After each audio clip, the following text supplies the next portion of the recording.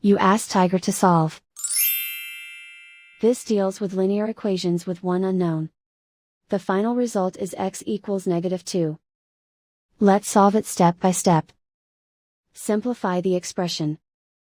Simplify the arithmetic. Swap sides. Isolate the x.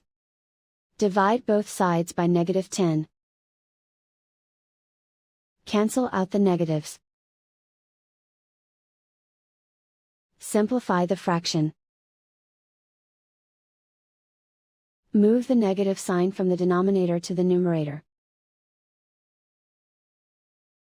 Find the greatest common factor of the numerator and denominator.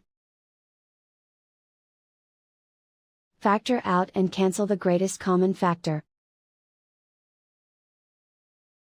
And so the final result is x equals -2.